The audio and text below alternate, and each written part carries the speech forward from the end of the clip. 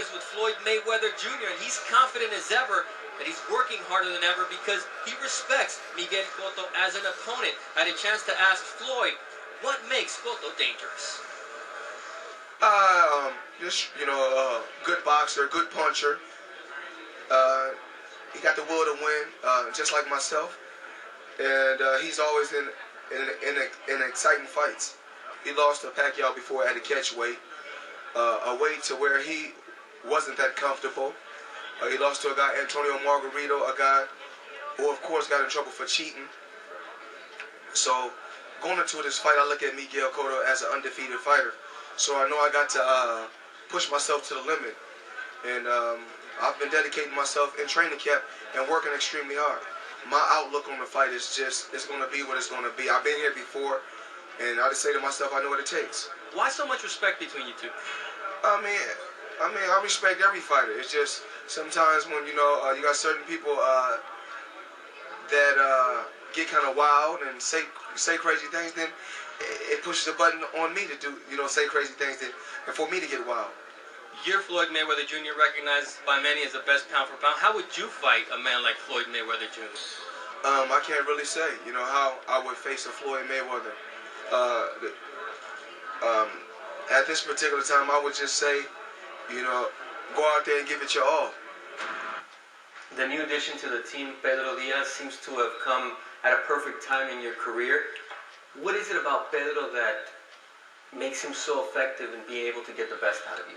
The trust I have in himself, in myself like a boxer, the trust I have in himself like a trainer, and all the work, atmosphere we have every day in the gym, in the track, in the park is the key. I learn of my mistakes. I learn of everything that happened to me in my life, and I feel pretty comfortable today, more mature, and I'll feel great. How do you go out there and defeat Floyd Mayweather? Just keeping my work the way I do it during those weeks, keeping the same level that they left until May 5th. That's the way to get the victory. 42 have tried. What makes Miguel Cotto different than the other 42 who have not been able to beat Floyd? The only difference going to be the other 42 doesn't name Miguel Cotto. Well, Pedro Diaz has Miguel Cotto believing that he can be the first to defeat Floyd Mayweather Jr., while on the other hand, Floyd Mayweather Jr.'s camp is running the same, with the same intensity, because if it's not broken, why fix it? Great fight then for May 5th. Todd, back to you in the studio. Thank you, Bernardo. Let's look at the tail of the tape. 154-pound weight limit, Mayweather versus Cotto, May 5th in Las Vegas. As you can see, Mayweather 4 years older, and he does have a 5-inch reach advantage. The unblemished 42-0 record, it is so precious to Mayweather, he wants to stay and retire undefeated. Let's bring in now Teddy Atlas. And Teddy, people are trying to make a case for Cotto in this fight based on the fact that this fight is set at a higher weight limit just for him. What do you think of Cotto's chances at that weight? Not too good. First of all, you have to remember, Cotto spent most of his career at junior welterweight, so he's not a junior middleweight, so he doesn't have a huge edge there. But, okay, he's bigger, he's stronger. Let's say that. For those people out there that are trying to be advocates for Cotto, that are trying to make an argument for him to win this fight, does that make him faster? No. Does that make him harder to hit? No. He's predictable. He's not that hard to hit. Pacquiao showed that. He took a terrible beating from Pacquiao. Pacquiao dominated that fight. Floyd's just as fast, maybe a little slower than Pacquiao. Floyd would argue with me over that, but he's got all the speed in the world. He's a harder guy to hit than Pacquiao. I don't see that Cotto can have a chance here just being a bigger guy. Still too easy to hit, still too slow, and Floyd should have his way. The big difference with Floyd and Pacquiao, Floyd won't throw as many. He'll place him. He won't be as busy all night long, but he'll be fast, and man, he's hard to hit too. Well, we know Mayweather's next opponent's going to be the Clark County Detention Center, and considering that jail time, which is rapidly approaching, what do you think that will do for Floyd's mental state as he approaches this fight? It won't doesn't bother him one bit. I don't think so. I mean, Floyd lives in a little bit of a different world than most people. I mean, upside down is normal, and sometimes he lives with pressure. He lives with turmoil. He's shown that already. He's had problems, a lot of personal problems that could affect a lot of people inside their workplace. So far, it has not affected him.